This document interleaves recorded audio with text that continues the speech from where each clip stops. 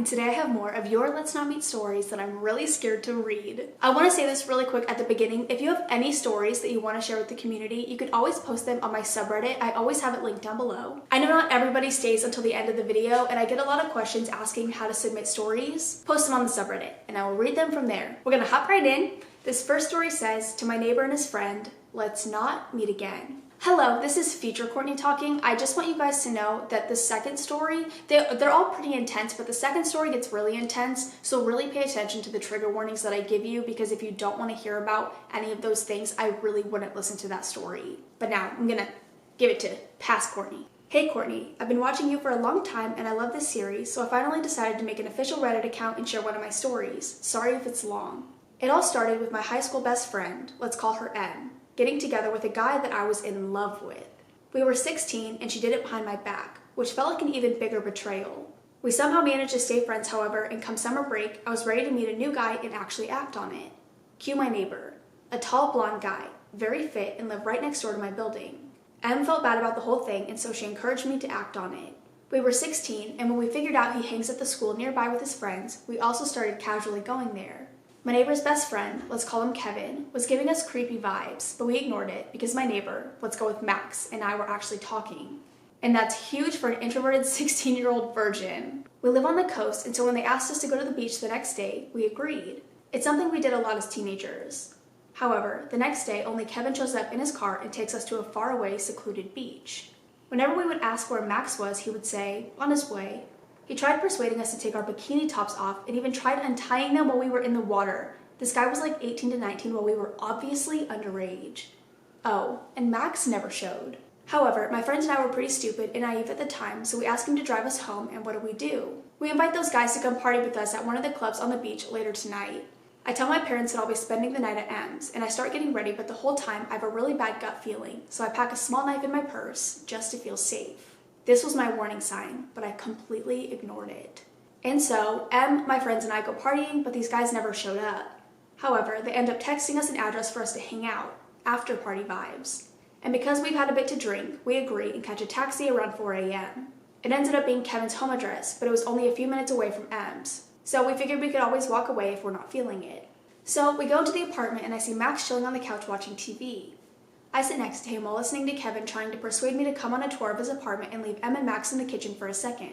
However, due to the fact that Em was currently dating my ex-crush, I wasn't too keen on the idea. And so, Em ended up going with Kevin while I sat next to my neighbor.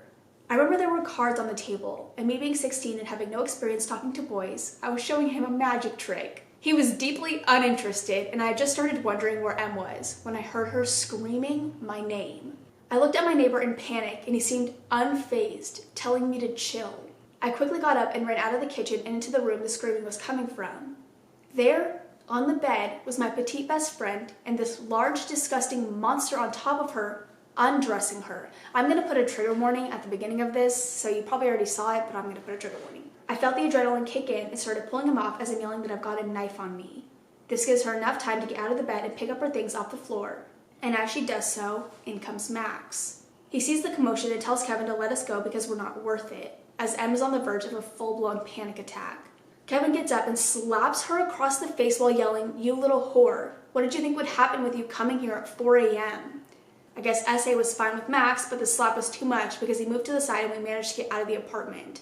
I ended up moving to another country a year or so later, and I've only seen Max once or twice since then, from a distance.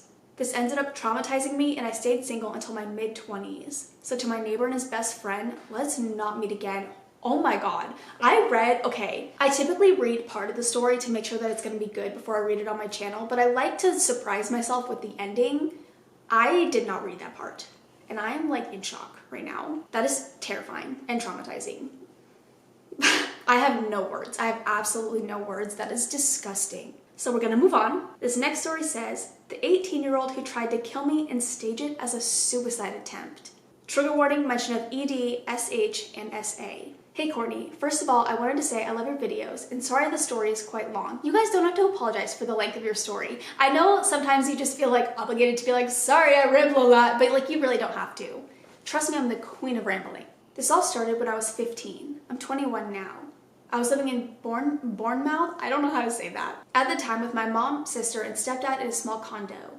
It was the middle of my summer holiday going into year 11, and some boys in my year were throwing a party. When me and my friend, we'll call her Sophie, heard about the party, we decided to go. This was our first mistake, as well as telling our parents we were sleeping at one another's for the night. The next day, we were with a group of friends, and we were talking about it, and one boy we were with, we'll call him Lewis, offered us a ride, since he was the only one with a car. He was 18.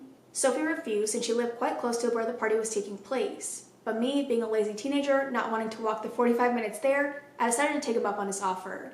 We decided he would pick me up at 9 from my place, and we would go from there. On the night, around 8, he texted saying he was already here so we could just hang out till the party started. Red flag number 1. I'd only known this boy for about a week, and we had never met up without other people there. And me being a quite underweight and weak teenager, I was putting myself in a bad situation, but at the time, I just saw it as a cute boy giving me a ride. I was wrong. When I got in his car, I immediately could tell he had been drinking and the car stank of alcohol. So I told him I wasn't going to let him drive intoxicated and I'd rather walk. I reached for the car door, and that's when I heard him lock it from the driver's side. I let him know my door was locked and asked him to unlock it, and then he started screaming at me, calling me an ungrateful slut, and saying how he went out of his way to pick me up, although my house was on the way. I apologized for wasting his time and asked him to unlock the door. He continued to refuse and started to back up so he could get out of my driveway. I started screaming at him so he would let me out, but he didn't react. So I started hitting him, hoping that would make him stop the car.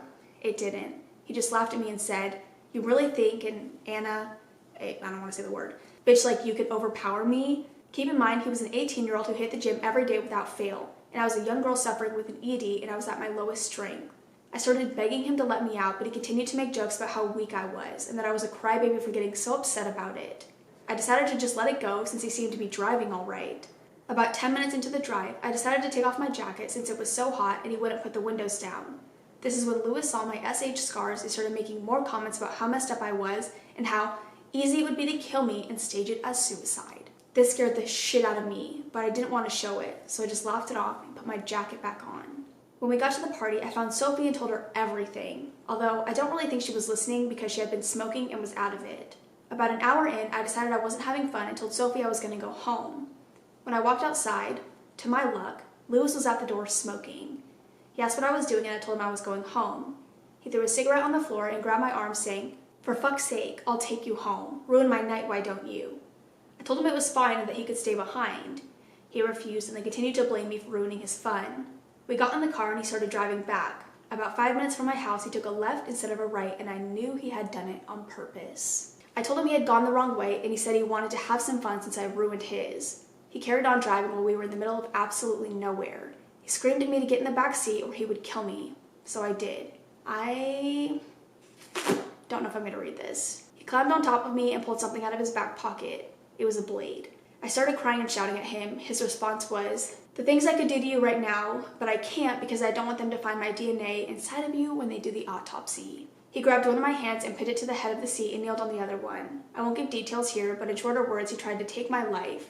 Then he got out of the car and ran. For a few minutes, I just sat in the back seat, curled up in a ball, crying. But then I started to feel very faint, probably from blood loss. I am so fucking sorry this happened to you. Sorry, I try not to swear as much anymore, but like, I have no words. We're not even done. I grabbed my phone and called 999 for an ambulance. I told them what had happened and gave them a rough idea of where I was. They were there in a matter of minutes, and if it weren't for them, I wouldn't have made it. Of course, I had to tell my mom, and we filed a report on him. He got put away, and I never heard from him again. So to the boy who tried to take my life and stage it as a suicide, let's never meet again. I genuinely think that's one of the worst stories we have ever read. And that's another one where I started reading the story and I didn't read the ending. So I didn't know how bad that was. I'm gonna make a little snippet like right now and put it at the beginning of this so people know that these stories can get pretty intense. So if you're watching this part, you already knew that. This is the last story I'm gonna read. I don't think this one is nearly as crazy as the other ones. This one says, "Psycho who followed me to my car and threatened to kill me." Which doesn't sound good. Like, I hate being like, this one's not gonna be as bad when someone's literally threatening your life, but it's like, it's not gonna, I don't think it's gonna be as bad. Like, I don't know. I don't think anything compares to the last story. Hi, Courtney. Let me say first that I've been watching you for years, and I feel like you're one of my friends, even though you have no idea who I am. I genuinely feel like you're all my friends. Like, Especially when I used to stream. I don't stream anymore because of the dogs, but when I used to stream, I was like, oh my god, I'm hanging out with like 100 of my closest friends. Like, I love hanging out with you guys and talking to you guys, so trust me, like, I might not know exactly who you are specifically, but you're my friend, and you're all my friends. Anyways, this happened to me on the 4th of July this year. I was supposed to be going to a family get-together at my brother's house. It was a potluck, so I decided to bring a huge bowl of fruit for everyone. I didn't have any, so I was gonna stop at Safeway near my house to grab some. This was around the time the mask mandate had lifted momentarily in my state, and it was the first time I'd gone into a public place without a mask since March of 2020, as well as the first time I'd seen faces of people in over a year. When I went in, I immediately noticed a creepy-looking dude. I have no idea what made me notice him or why I got bad vibes. I just did. Maybe it's because as a woman I'm constantly cataloging my surroundings and making sure I'm safe. I was grabbing things from all around the store and I saw him multiple times while I was shopping. The entire time he was having a very loud conversation on the phone.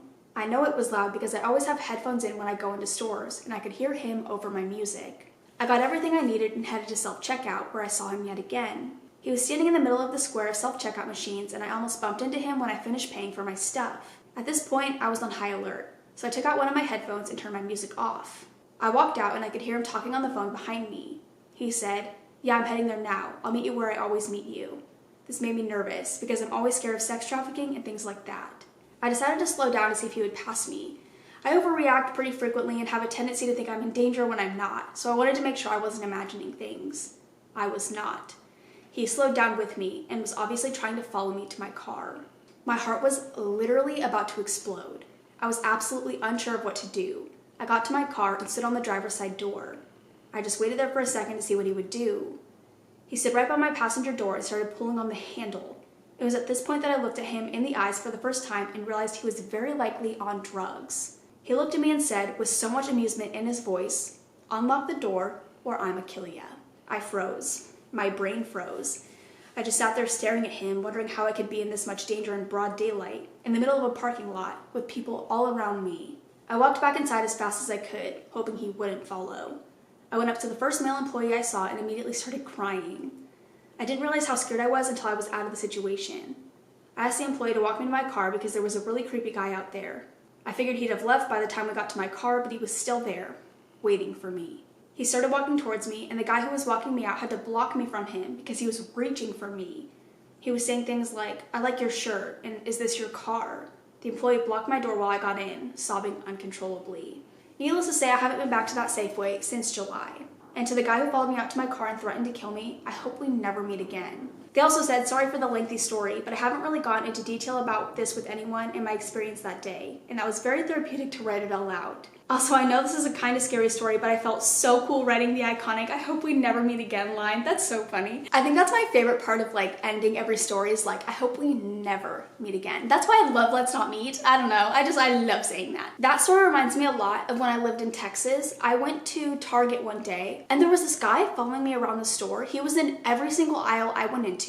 And then when I went to self-checkout, he stood in line for self-checkout with nothing. So then he went and grabbed something. You know how that like when you're at self-checkout, they have like random shit around you? He like grabbed something random and then went and got a cart and put it in the cart because I was done. I was like checking out. So he, like, I don't know. It was so weird. It was the weirdest situation. I think I have a whole story time on it, but I don't remember what it was called. But it's from the time I lived in Texas. That reminds me a lot of that, but he never said anything to me. And I ended up calling the Target and telling them what had happened because I was almost positive he was following me. And when I went outside, there was a van parked in front and that got me really freaked out. But I ended up calling the Target and telling her what happened and they didn't give a shit, so whatever. But I would never go back. And I did end up going back because it was the Target closest to me and I love Target. But if that ever happened to me where he literally followed me to my car, threatened to kill me, I would never go back to that Safeway. Oh no. Absolutely not. That is all I have for now. I hope you guys enjoyed. Again, if you would like to share your stories, I'm losing my voice. If you would like to share your stories with the community, I will have my subreddit linked down below. I also wanted to say thank you really quickly because the only reason I really can make a lot of the videos that I make is because of you guys. Like I wouldn't be able to make these or the paranormal ones without your guys' stories. And I also really wouldn't be able to make the TikTok videos without you guys tagging me in all these scary TikToks. And so I wanted to say thank you because I genuinely don't feel like I thank you guys enough for like everything you do for me. I know people enjoy these and so they enjoy sharing their stories because they want their stories to be read, but it really means a lot to me that you guys take time out of your day to submit things to me. Like, even if I don't end up reading it, I read most of the stories on the subreddit. And there's not really a reason why I do read stories and why I don't read stories. I typically pick the ones that sound a little bit different from ones I've read before. And sometimes if they're short, like really short, like 3 lines, I don't typically read them because it would take up 4 seconds of the video, but I do read those stories and they're crazy nonetheless. But I really appreciate you guys submitting stories to me and tagging me in TikToks and doing everything you do and allowing me to do this for a living. Like, it's so crazy. And I think I'm like extra grateful right now because I received my 100K subscriber plaque, which you saw in my video. I think my paranormal stories video went out on Friday. These videos might be swapped, so this might be on Friday. They might be swapped, I don't know, because the other one's sponsored. But I'm just extra grateful right now. I don't know why. Well, I do know why. I'm always grateful, but I'm just extra, I don't know. I need to stop talking. That is all for now. I love you guys. I will see you in the next one. Bye. I feel like I have nothing to say right here because I just kind of rambled before I was supposed to ramble. I'm gonna have like a life update for you guys because some things are changing in my life. I'll probably do that towards the new year. I'll probably do like a little bit of a life update, but I don't really have anything going on right now. Honestly, I just have a couple things that are like changing in my life. I might get a house. I know I have a house, but I might like buy a house because I'm renting this house. And I've been looking at houses and I found a really cute neighborhood that I would like to move into. So I might move. I don't know. We might buy a house, bitch. I don't know. It's crazy. But I'm gonna go because I really don't think I have anything else to say. Also, my sweater is from Goodwill because I feel like someone's gonna ask, and it's from Goodwill and it's really large, but I love it. It's so comfy. Okay, I'm gonna go. See ya.